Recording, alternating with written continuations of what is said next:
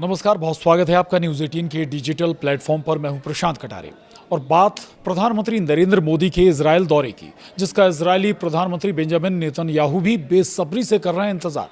आखिर क्यों है मोदी का इजरायल दौरा बेहद खास, इसके बड़े कारण बताते हैं आपको। दरअसल इजरायल और फिलिस्तीन के बीच जारी भीषण संघर्ष और वर्षों से चले आ रहे युद्ध के बीच प्रधानमंत्री नरेंद्र मोदी का 25-26 फरवरी को इजरायल दौरा वैश्विक कूटनीति के केंद्र में है। इजरायली प्रधानमंत्री बेंजामिन नेतन्याहू के लिए यह दौरा केवल एक औपचारिक प्रोटोकॉल नहीं, बल्कि अपने सबसे भरोसेमंद ग्लोबल पार्टनर से मिलने का बेसब्री भरा इंतजार है। नेतन्याहू ने खुद माना है कि उनकी और मोदी के बीच एक अनूठा निजी तालमेल है, जो दुनिया के कम ही नेताओं में दिखता है। ऐसे समय में जब इजरायल अंतर्राष्ट्रीय दबाव और आंतरिक विरोध का सामना कर रहा है, भारत जैसे ग्लोबल पावर का साथ मिलना नेतन्याहू के लिए रणनीतिक संजीवनी जैसा हो सकता है।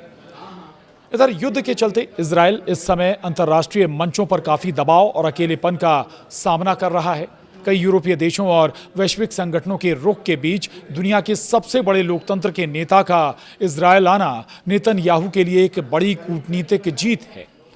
ये दौरा दुनिया को संदेश देता है कि भारत जैसा प्रभावशाली देश इजरायल को एक जायज़ और महत्वपूर्ण साझीदार मानता है, जो नेतन्याहू के लिए एक वैश्विक ढाल का काम करेगा।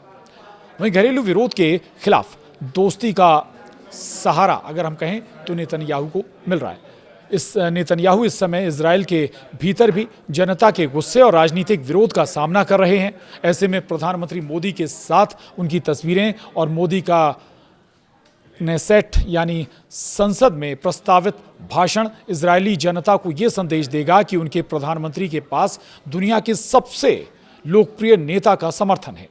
ये पर्सनल बॉन्ड नेतन्याहू की गिरती लोकप्रियता को संभालने और अपनी जनता के बीच ये साबित करने में मदद करेगा कि वे अब भी इजरायल के लिए सबसे मजबूत नेता हैं। मानव संसाधन यानी वर्कफोर्स की भारी कमी, युद्ध की लंबी अवधि के कारण इजरायल में अन्य देशों के मजदूर अपने वतन लौट गए हैं, जिससे वहां निर्माण और खेती जैसे क्षेत्रों में काम ठप्प पड़ा है। नेतन्याहू को उम्मीद है कि पीएम मोदी के साथ बातचीत के बाद भारत के कुशल कामगारों की बड़ी खेप दोबारा इजरायल आएगी।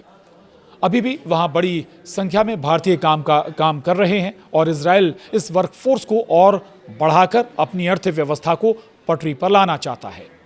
वहीं हेक्सागन गठबंधन और क्षेत्रीय संतुलन भी महत्वपूर्ण है।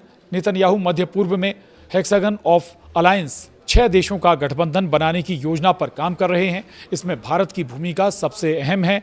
वे चाहते हैं कि भारत, ग्रीस और साइप्रस जैसे देशों के साथ मिलकर एक ऐसी स्थिरता की धुरी तैयार की जाए जो क्षेत्र में कट्टरपंथी ताकतों को संतुलित कर सके। मोदी का यह दौरा इस नए रणनीतिक ढांचे को हकीकत में बदलने के लिए बहुत जरूरी है।